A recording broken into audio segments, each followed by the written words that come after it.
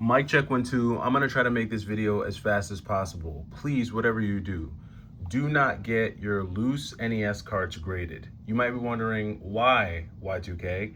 Why are you telling us not to get our loose NES carts graded? Well, let me explain. About a week ago, I was in a live stream and I told you guys about a news piece that came out about a video game store owner somewhere in like Wisconsin who found a box of 97 forgotten NES Mario and Duck Hunt cartridges. These are supposed to have been pack-in cartridges that were produced somewhere around 1993. And because they were discovered in what I guess was considered to be mint condition, all of a sudden, these guys decided to have 3 of these copies sent off to be graded. And one of them got a grade, a 10 scale grading, right? Something that's never been received for graded video games. Now, I'm not into graded video games, so I don't know anything about graded video games, but all I do know is that that is the only loose NES cart, or perhaps the only video game period, that's ever received a PSA 10 grading. Now, I remember when I saw this article, I was like, man, this is really kind of weird. Like, here's this store owner in Wisconsin who finds 97 NES carts, and then he calls a guy who has I don't know if it's a news article or a news magazine or an online, magazine type of setup where he focuses on Nintendo stuff. He reaches out to this guy who's already tapped in to sell some of these cartridges, and then all of a sudden, you're hearing about these miraculously found NES carts all over the news. And I remember a week ago, when I was in my live, I mentioned this and I said, Carl Jobs will probably do a video on this. And sure enough, Carl Jobs the other day dropped a video on this. Now, I'll give you the cliff notes of his video. You can go and watch it. But he feels like this is more about the grading companies than it is necessarily about trying to pump up the value of NES cards. Because what's happening is that these grading companies are starting to run out of video games worthy of being graded. I mean, how many copies of old video games are there left for grading companies to grade, right? I'm sure they're seeing a slowdown in the amount of games that are being sent to them to get graded. Of course, people are going to send Pokemon cards, and Pokemon cards will continue to get graded. But when it comes to video games, there's been a slowdown there. And so his take on it in a nutshell is that he feels like this is more about the grading companies trying to get people to start sending in loose NES carts, and it's just going to snowball from there, right? Because why stop at loose NES carts? You could then move to loose Super Nintendo carts, and then loose Sega Genesis carts, and then who knows? Things could get really crazy, and now everybody's getting loose discs graded, right? So, anything to make a buck. And so in his video, if you watch it, he feels like someone paid a lot of money for this story about these loose NES carts being found nearly 3 decades or however long later. Someone paid to have this story proliferated all throughout the news, right? Because you can pay to have stories put in the 5 o'clock news. It's something that's been done for a long time, and it's something that will continue. And he feels like someone paid for this information to be spread throughout all these news outlets so that a lot of attention could be put on this, one-of-a-kind PSA 10 loose NES cart that could potentially sell for millions of dollars, as so many reporters have stated. And this is going to do something crazy for the retro gaming market. I'm telling you right now, if this loose Mario Duck Hunt sells for a lot of money, say goodnight.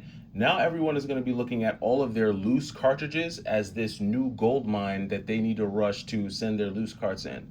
I'll be the first to tell you, please don't do this. I do not think that this is going to go anywhere good. It's just not going to go anywhere good.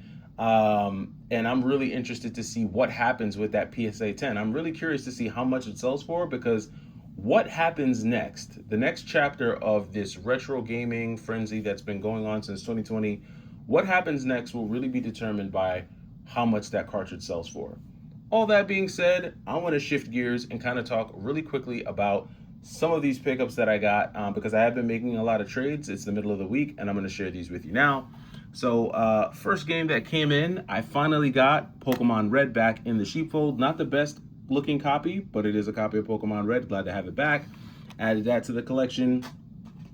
Found this really clean, and it's not even clean because I haven't even had a chance to really wipe it down and clean it yet, but found this really clean Game Boy Color that has a very good sticker in the back. It has all the stickers in the back, minus this little bubbling right here. I mean, this is a very good condition Game Boy Color. I mean, there's next to no scuffs on the bottom of this thing. There's no scuffs really on the corners, and all it really needs is a wipe down. And like I said, with the exception of the little bubbling right here, I would say all the stickers look pretty daggone good. And that's primarily the reason why I went ahead and picked this one up. I don't typically pick up Game Boy Colors because I think right now they're a bit overpriced. But when I find anything that's in a really clean, pristine condition, this isn't like pristine, but it's in really good condition. You know, a lot of times these consoles are really beat up. I went ahead and added this one. So glad to add that.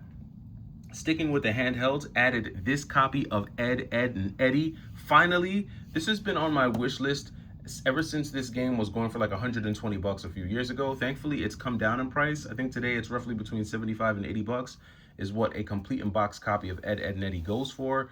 I went ahead and snagged this copy. It is complete, not gonna even bother opening it, but was glad to add this one back into the mix. Next up, we've got Teenage Mutant Ninja Turtles for the GameCube. Very clean copy of Teenage Mutant Ninja Turtles. I think the manual is even in really great shape. Yeah, I mean, this is not a rarity or a banger, quote unquote, by any means, but this is a great GameCube game. So glad to have been able to add it into the collection.